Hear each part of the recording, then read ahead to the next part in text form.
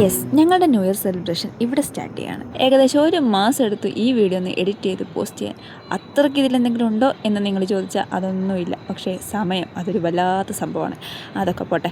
ഞങ്ങൾ അയൽവാസികൾ എല്ലാവരും കൂടെ ഒരു തീരുമാനം അങ്ങ് എടുത്തു. നമുക്ക് എല്ലാവർക്കും കൂടെ ഒന്ന് ഒത്തുപിടിച്ചിട്ട് ന്യൂ ഇയർ അങ്ങ് സെലിബ്രേറ്റ് ചെയ്താലോ, കളർഫുള്ളാക്കിയാലോ എന്ന് വെച്ച് ഭയങ്കര ആഘോഷമൊന്നുമല്ല. ഞങ്ങൾ എല്ലാവരും കൂടെ, അതായത് വീടിൻ്റെ അപ്പുറത്തെ ഇപ്പുറത്തെ അങ്ങനെ എല്ലാവരും കൂടെ, പിള്ളേരും വലിയ ആൾക്കാരും എല്ലാവരും കൂടെ അങ്ങ് ഒത്തുകൂടി. കുട്ടി ഗെയിംസും, കൊച്ചു പിള്ളേരുടെ കുറച്ച് ഗെയിംസും, വലിയവരുടെ ഗെയിംസും, അങ്ങനെ ഒത്തിരി കാര്യങ്ങളായിട്ട് ചെറിയ സമ്മാനദാനമൊക്കെ ആയിട്ട് ഞങ്ങളങ്ങ് തുടങ്ങി. അപ്പോഴേക്കും എല്ലാവരും അങ്ങ് ആവേശമായി.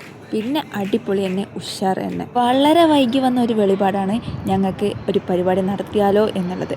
ലാസ്റ്റ് എല്ലാവരും കൂടെ ഒരു ഗ്രൂപ്പ് അങ്ങ് സ്റ്റാർട്ട് ചെയ്ത് ന്യൂ ഇയർ സെലിബ്രേഷൻ പേരും അങ്ങ് കൊടുത്ത് അതിൽ ഓരോരുത്തരുടെയും സജഷൻ അങ്ങോട്ട്. ഫസ്റ്റ് വന്നത് ഞങ്ങൾക്ക് കേക്കിൻ്റെ ഒരു ഓപ്ഷനാണ്. കേക്ക് കട്ടിങ് ഇല്ലാണ്ട് ന്യൂ ഇയർ സെലിബ്രേഷൻ ഒരു കംപ്ലീറ്റ് ആവില്ലല്ലോ.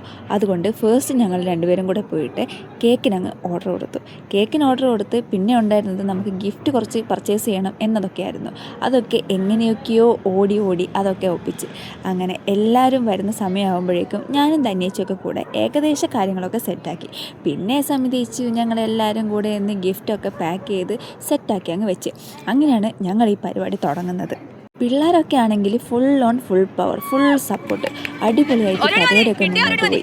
ഈ ഓരോ ഗെയിമും പ്ലാൻ ചെയ്യുമ്പോൾ ഞങ്ങൾ ആലോചിച്ചായിരുന്നു ഇതൊക്കെ എഫക്റ്റ് ആവുമോ, ഓക്കെ ആയിരിക്കുമോ. പക്ഷേ ചിന്തകൾക്കെല്ലാം അതീതമായിട്ട് ഞങ്ങൾ വിചാരിച്ചതിലും അടിപൊളിയായിട്ട് പരിപാടി മുന്നോട്ട് പോയി.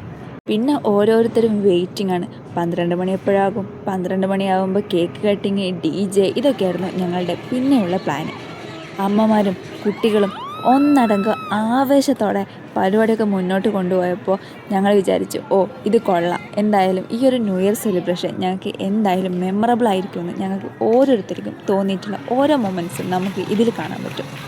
ഗെയിമുകളിൽ പ്രധാന കാരണമാണ് ഈ കസേരകളി. പക്ഷേ എന്താണെന്നറിഞ്ഞൂടെ, എനിക്ക് ഇയാളോട് വലിയ താല്പര്യമൊന്നുമില്ല.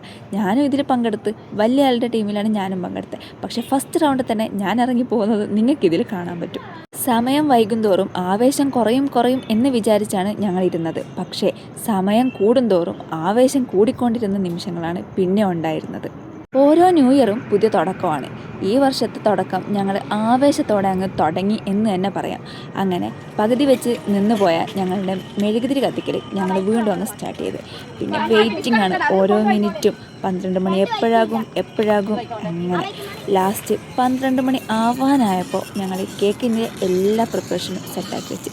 കേക്ക് കട്ട് ചെയ്യാനുള്ള ടേബിള് കാര്യങ്ങൾ എല്ലാം സെറ്റാക്കി മെഴുകുതിരിയും കത്തിച്ച് അടിപൊളിയാക്കി വെച്ചു.